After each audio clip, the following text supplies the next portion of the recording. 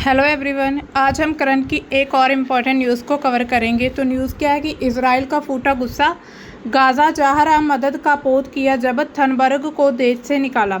Israeli सेना ने Gaza जा रही सहायता नाव को रोका और ग्रेटा थनबर्ग और अन्य कार्यकर्ताओं को हिरासत में ले लिया।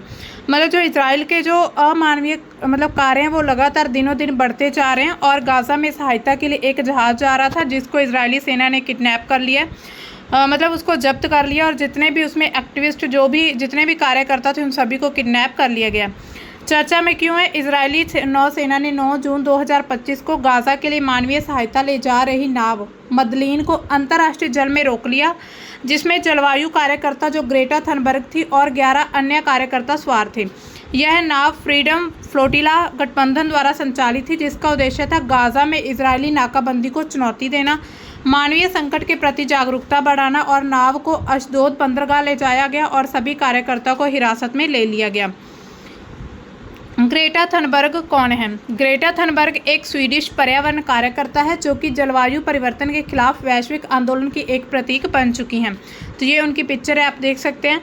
उनका जन्म 3 जनवरी 2003 को स्टॉकहोम स्वीडन में हुआ था। 15 साल की उम्र में 2018 में उन्होंने स्वीडिश संसद के बाहर स्कूल स्ट्राइक फॉर क्लाइमेट शुरू किया था, जिसमें उन्होंने जलवायु संकट पर कार्रवाई की मांग की और विशेष उसके लिए उन्होंने स्कूल छोड़कर विशेष जो विरोध प्रदर्शन किया था। वो 15 साल की उम्र से इतनी ज़्यादा एक्टिव थी, जो सामाजिक कार्य थे या कोई भी पर्यावरण को लेकर कोई भी गतिविधियाँ कुछ भी होता था उसमें वो बहुत एक्टिव होकर पार्टिसिपेशन करते थे। इसने दुनिया भर में फ्राइडेज फॉर फ्यूचर आंदोलन की शुरुआत की और जिससे लाखों युवा जलवायु कार्रवाई के लिए सड़कों पर उतर आए थे। ग्रेटा थनबर्ग के प्रमुख कार्य क्या थे? अब ये एक पर्यावरण और जलवायु संकट का एक प्रमुख चेहरा बन चुकी हैं। सबसे पहले ग्रेटा ने अपने माँ बाप को ऐसी जीवन शैली अपनाने के लिए मनाया जिससे जलवायु पर कम से कम दुष्प्रभाव पड़ता है। वो कहते हैं ना, कोई भी अगर अच्छा काम शुरू करना हो तो अपने घर से खुद से शुरुआत करनी चाहिए। तो उन्होंने बिल्कुल ऐसा ही किया। ग्रेटा ने सबसे पहले अपने पेरेंट्स को मनाया कि एक ऐसी हमें लाइफस्टाइल में जीना चाहिए जहाँ पर जो जलवायु है उस पर प्रभाव जो मानवीय दुष्कर्मों का जो प्रभाव है वो कम पड़े। 2018 में जलवायु परिवर्तन के मुद्दे पर लोगों में जागरूकता पैदा करने के लिए ग्रेटा ने स्वीडन की संसद के बाहर विरोध प्रदर्शन के लिए हर शुक्रवार अपना स्कूल छोड़ दिया था, जिसे देखकर कई देशों में फ्राइडेज फॉर फ्यूचर के साथ एक मुहिम शुरू की गई थी। जल्दी ही अन्य छात्र जो बाकी उनके स्कूल के जो कॉलेज के छात्र थे उन्होंने अपने अपने स्कूलों में आस पड़ोस में इसी तरह के विरोध प्रदर्शन शुरू कर दिए। सबने मिलकर जलवायु के लिए स्कूल बंदी का एक आंदोलन ही शुरू कर दिया और उसका नाम फ्राइडे फॉर क्लाइमेट शुक्रवार जलवायु के लिए रख दिया गया था। तो उन्होंने अपने साथ और बहुत युवा जो पीढ़ी थी उनको प्रेरित किया। उनके सामाजिक न्याय और अन्य मुद्दों पर क्या सक्रियता थी? गाज़ा फ्रीडम फ्लोटिला 2025 में थनबर्ग ने गाज़ा में इजरायली नाकाबंदी को चुनौती देने, मानवीय संकट पर ध्यान आकर्षित करने के लिए फ्रीडम फ्लोटिला गठबंधन के मिशन में हिस्सा लिया था। 9 जून 2025 को उनकी नाव मदलीन को इजरायली नौसेना ने रोका और उन्हें हिरासत में लिया गया। बाद में उन्हें 10 जून 2025 को निर्वासित कर दिया गया था। फिलिस्तीनी समर्थन क्या? थनबर्ग ने फिलिस्तीनी अधिकारों के लिए समर्थन जताया और गाज़ा में मानवीय संकट की आलोचना की, जिसके लिए उन्हें कुछ समूहों की आलोचना भी झेलनी पड़ी थी। स्वदेशी और सामाजिक न्याय, वह स्वदेशी समुदाय और हाशिए पर रहने वाले समूहों के अधिकारों का समर्थन करती हैं जो कि जलवायु परिवर्तन से असमान रूप से प्रभावित होते हैं। अब देखिए ये समूह वहाँ पर क्यों जा रहा था? एक्टिविस्ट का जो ये समूह था फ्रीडम फ्लोटिला गठबंधन द्वारा आयोजित एक मिशन था जो कि राशन और शिशु आहार सहित गाज़ा में महत्वपूर्ण सहायता पहुंचाने के लिए यात्रा पर निकला था। मैडलिन नामक नाव को कथित तौर पर गाज़ा के तट से लगभग 185 किलोमीटर पश्चिम में रोका गया था। समूह द्वारा जारी किए गए एक वीडियो में इजरायली सेना को जहाज पर चढ़ते हुए देखा गया, जबकि कार्यकर्ता अपने हाथ ऊपर उठाए खड़े हैं। उनमें से एक ने कहा कि ऑपरेशन के दौरान कोई भी घायल नहीं हुआ। जब्ती के बाद इजरायली रक्षा मंत्री कैटिश ने कहा कि कार्यकर्ताओं को सोमवार शाम को चिकित्सा जांच के लिए ले जाया गया और उन्हें हमास के हमले की डॉक्यूमेंट्री भी दिखाई गई। जहाज पर जो सवार लोग थे उनमें एक फिलिस्तीनी मूल की यूरोपीय संसद की फ्रांसीसी सदस्य रीमा हसन भी थी। जो कि फ़िलिस्तीनियों के प्रति इजराइल की नीतियों का विरोध करने के कारण उन्हें इजराइल में प्रवेश करने से रोक दिया गया था। मतलब जो फ़िलिस्तीनियों के प्रति इजराइल की जो नीतियां हैं, वहां पर जो अभी नाकाबंदी या और भी जो अमानवीय गतिविधियां चल रही हैं, उनका विरोध करने के कारण उन्हें इजराइल में आने से ही रोक दिया गया था, तो वो भी शामिल थी। एक्टिविस्ट क्या कहते हैं, उन्होंने कहा कि सहायता मिशन पूरी तरह से मानवीय था, जिसका उद्देश्य था गाज़ा को राहत पहुंचाना। जहाज पर सवार लोगों में Brazil, France, Germany, Netherlands, Spain, Sweden और तुर्की के नागरिक शामिल थे। ग्रेटा के अलावा समूह में यूरोपीय संसद की फ्रांसीसी सदस्य रीमा हसन और अल जजीरा के फ्रांसीसी पत्रकार उमर फयाद जैसे लोग भी शामिल थे। फ्रांसीसी राष्ट्रपति इमैनुअल मैक्रों ने उन नेताओं में शामिल थे जिन्होंने दृढ़ता से आवाज़ उठाते हुए हिरासत में लिए गए कार्यकर्ताओं को तुरंत रिहा करने का इजराइल से आग्रह किया था। मैक्रों ने विदेश में अपने नागरिकों की सुरक्षा के लिए फ्रांस की प्रतिबद्धता पर जोर दिया, कहा कि देश सतर्क है और जब भी खतरे में होते हैं तो अपने सभी नागरिकों के साथ खड़ा रहता है। मैक्रों ने गाज़ा पर मानवीय नाकेबंदी की एक घोटाला और अपमान करार दिया है। मतलब उन्होंने कहा कि जो गाज़ा में जो नाकाबंदी लगाई गई है वो एक बहुत ही गैर मानवीय कार्य जो होता है ना, कार्य काम होते हैं, वैसा है और एक अपमान है। आयोजकों ने इजरायली कार्रवाई की निंदा की। जो आयोजक हैं, मिशन का आयोजन करने वाली जो फ्रीडम फ्लोटिला गठबंधन है, उन्होंने इजराइल द्वारा जहाज को रोके जाने पर निंदा की और जहाज को गाज़ा से लगभग 200 किलोमीटर दूर अंतर्राष्ट्रीय जल क्षेत्र में अवैध रूप से चढ़ाया गया था। समूह ने एक बयान में कहा कि जहाज पर अवैध रूप से चढ़ाई की गई, इसके निहत्थे नागरिक चालक दल का अपहरण कर लिया गया तथा इसके जो जीवन रक्षक माल और चिकित्सा आपूर्ति शामिल थे, जिसमें शिशु फार्मूला भोजन को जब्त कर लिया गया। मतलब बच्चों के लिए आहार था और जो भोजन था उन सभी को हिरासत में ले लिया गया। कानूनी अधिकार समूह अदालत क्या कहते हैं, इसने जब्ती को अंतर्राष्ट्रीय कानून का उल्लंघन माना और कहा कि निहत्थे कार्यकर्ताओं की गिरफ्तारी अंतर्राष्ट्रीय कानून का गंभीर उल्लंघन है।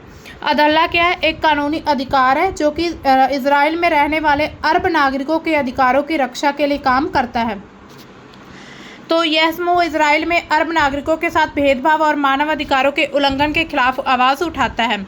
गाज़ा में नाकाबंदी और मानवीय संकट, यह घटना गाज़ा में मानवीय संकट के बढ़ने के बाद बीच हुई है। अमेरिकी दबाव के बाद इजरायली सेना ने इस क्षेत्र में सीमित सहायता की अनुमति दी है, लेकिन विशेषज्ञों ने खाद्य, ईंधन और चिकित्सा आपूर्ति की कमी के कारण अकाल की चेतावनी भी दी गई है। 2007 में हमास के नियंत्रण में आने के बाद से इजराइल ने गाज़ा पर 9 सैनिक नाकेबंदी जारी रखी है। देश का कहना है कि हथियारों की तस्करी को रोकने के लिए यह कदम जरूरी है, लेकिन आलोचक इसे गाज़ा के 20 लाख निवासियों के लिए सामूहिक सज़ा बताते हैं। हताहतों की संख्या और गतिरोध अगर हम देखें तो गाज़ा के जो स्वास्थ्य मंत्रालय है, वहाँ के जो हेल्थ मिनिस्ट्री है, उन्होंने कहा है कि गाज़ा में युद्ध के कारण 54,000 से अधिक फिलिस्तीनी मारे गए। इजरायली अधिकारियों का दावा है कि उनके अभियान का लक्ष्य हमास का बुनियादी ढांचा और उग्रवादी हैं। युद्ध विराम के लिए मध्यस्थता के प्रयास रुके हुए हैं। हमास अस्थायी युद्ध विराम और किसी भी अन्य बंधन को रिहा करने से पहले इजराइल की वापसी पर जोर देता है। इसी बीच इजराइल ने तब तक अभियान जारी रखने की कसम खा ली है जब तक कि सभी बंधकों को रिहा नहीं कर दिया जाता, हमास को निरस्तर या समाप्त नहीं कर दिया जाता। मतलब जो इजराइल की सेना वो हमास को ख़त्म करना चाहती है और जब तक हमास को ख़त्म नहीं कर लिया जाता तब तक वो कहते हैं कि हम ऐसे ही जो नाकाबंदी उसको जारी रखेंगे। इजरायली सरकार के जो प्रवक्ता हैं डेविड मैनसन, उन्होंने क्या कहा है कि यह मानवीय सहायता नहीं थी, यह इंस्टाग्राम एक्टिविज्म है। इसी बीच इजराइल ने पिछले 2 हफ्तों में 1200 से अधिक ट्रक लोड वितरित किए हैं। जो वास्तव में गाज़ा को कौन खिला रहा है और कौन वास्तव में अपने अहंकार को खिला रहा है। ग्रेटा सहायता नहीं ला रही थी, वह खुद को ला रही थी। मतलब उनका कहना है कि यह सहायता नहीं, वो खुद को लेकर आ रही थी यहाँ पर, इसी वजह से उन्हें रोका गया है। हमास पर दबाव बनाने के उद्देश्य से 2.5 महीने की पूर्ण नाकाबंदी के बाद इजराइल ने पिछले महीने गाज़ा में कुछ बुनियादी सहायता पहुंचाई है, लेकिन मानवीय कार्यकर्ता और विशेषज्ञ जो हैं उन्होंने चेतावनी दी कि अगर नाकाबंदी नहीं हटाई गई और इजराइल ने अपना सैन्य अभियान बंद नहीं किया तो अकाल की स्थिति पैदा हो सकती है। मार्च में इजराइल द्वारा समाप्त किए गए युद्ध विराम के दौरान प्रतिदिन लगभग 600 ट्रक सहायता पहुंचती थी। ट्रंप की प्रतिक्रिया क्या है इस गतिविधि पर? ट्रंप ने सोमवार को इजराइल के जो प्रधानमंत्री हैं बेंजामिन नेतन्याहू को फ़ोन पर बात की और कहा, उनसे पूछा गया कि क्या ग्रेटा थनबर्ग का जिक्र उसकी चर्चा में आया है, तो ट्रंप ने कहा कि ग्रेटा एक अजीब व्यक्ति है, वह एक युवा गुस्सैल व्यक्ति है। मुझे नहीं पता कि यह वास्तव में गुस्सा है या नहीं, वास्तव में इस पर विश्वास करना कठिन है, लेकिन मैंने देखा कि क्या हुआ, वह निश्चित रूप से अलग है। क्रोध प्रबंधन, मुझे लगता है कि उसे क्रोध प्रबंधन की कक्षा में जाना चाहिए, यह मेरी उसके लिए प्राथमिक सिफारिश है। तो जो ट्रंप है उनका भाई साहब का ये बयान आता है। ट्रंप ने और क्या कहा कि मुझे नहीं लगता कि ग्रेटा थनबर्ग का अपहरण किए बिना भी इजराइल के पास पर्याप्त समस्याएं हैं। क्या उसने यही कहा उसे इजराइल ने अगवा किया था? मतलब उन्होंने कहा कि वो यही कहती है कि इजराइल ने अगवा किया था। ग्रेटा थनबर्ग तब चर्चा में आई थी जब 2019 में संयुक्त राष्ट्र महासभा जलवायु शिखर सम्मेलन में विश्व नेताओं को फटकार लगाने वाला उसका वीडियो वायरल हुआ था। शिखर सम्मेलन में उन्होंने ट्रंप को मौत की नज़र से घूरते हुए भी देखा गया था। वह एक बहुत ही खुश मिजाज युवा लड़की लगती है जो कि एक उज्जवल और शानदार भविष्य की प्रतीक्षा कर रही है। यह देखकर बहुत अच्छा लगा। ट्रंप ने उस समय राष्ट्रपति पर निशाना साधते हुए उनके गुस्से भरे भाषण पर प्रतिक्रिया व्यक्त करते हुए लिखा था। तो ये ट्रंप ने लिखा था उनके जो भाषण था उस पर। अब देखिए, इसके अलावा अगर देखा जाए अन्य देश और जो संगठन है उनकी प्रतिक्रिया क्या है, संयुक्त राष्ट्र और संबंधित व्यक्ति उनकी क्या प्रतिक्रिया इस पर। संयुक्त राष्ट्र ने गाजा में मानवीय सहायता पर इजराइल की पाबंदियों को सामान्य रूप से निंदा करी है। इस घटना के संदर्भ में संयुक्त राष्ट्र ने प्रवक्ता टॉम फ्लेचर ने इजराइल के सहायता निलंबन को चिंताजनक बताया, जो कि इस तरह की कार्रवाइयों पर व्यापक निंदा को दर्शाता है। अरब देश और बाकी जो नेता हैं वो क्या कहते हैं? मिस्र के जो हैं राष्ट्रपति अब्देल फतह अल सीसी, उन्होंने गाजा में इजराइल की कार्रवाइयों की निंदा की, इसे अत्याचार और हिंसा करार दिया है। फिलिस्तीन राष्ट्रपति महमूद अब्बास ने अरब सागर शिखर सम्मेलन में गाजा में तत्काल युद्ध विराम की मांग की है। लेबनान जो प्रधानमंत्री है नवाफ सलाम ने इजराइल की शत्रुता की निंदा की और अंतर्राष्ट्रीय समुदाय में हस्तक्षेप की मांग की है। तो मैप में आप लोकेशन देख सकते हैं, यह है इजिप्ट, इजराइल और लेबनान। यहाँ पर इजराइल में ही जो फिलिस्तीन है वही है, आप देख सकते हैं। अंतर्राष्ट्रीय समुदाय क्या कहते हैं इस पर? चीन जो है, चीन कहता है कि संयुक्त राष्ट्र में चीनी राजदूत कू फुकांग ने गाजा में मानवीय संकट को बढ़ाने वाली इजरायली कार्रवाइयों की निंदा की है। लगभग सारे देश ही निंदा कर रहे हैं। फ्रांस ने क्या कहा है कि फ्रांस ने गाजा में मानवीय संकट को और गहराने वाली इजरायली कार्रवाइयों की आलोचना की। ब्रिटेन और कनाडा, इन देशों ने गाजा में मानवीय सहायता की कमी और सैन्य कार्रवाइयों के लिए इजराइल की निंदा की। जॉर्डन क्या कहता है कि अल अक्सा मस्जिद की देखरेख करने वाले जॉर्डन नियुक्त वक़फ़ ने इजराइल को उकसावे वाली कार्रवाइयों की निंदा की, जो कि गाजा संदर्भ से परे है लेकिन सामान्य विरोध को दर्शाता है। तो इन सभी देशों के द्वारा निंदा की जा रही है, लेकिन जो इजराइल है वो अपनी हरकतें छोड़ने के लिए तैयार नहीं है। उन्होंने कहा है कि वो अपनी जो ये गतिविधियां हैं वो तब तक ऐसे कार्यक्रम जारी रखेगा जब तक कि हमास को हरा नहीं दिया जाता, या फिर वहां से जितने भी इजराइल के बंदी बनाए गए हैं, जो इजरायली सेना के बंदी हैं हमास के पास, उन सभी को छुड़वा नहीं लेते। तो ये थी हमारी आज की न्यूज़। मिलते हैं हम अपनी नई न्यूज़ के साथ, तब तक के लिए बाय। Thanks for watching.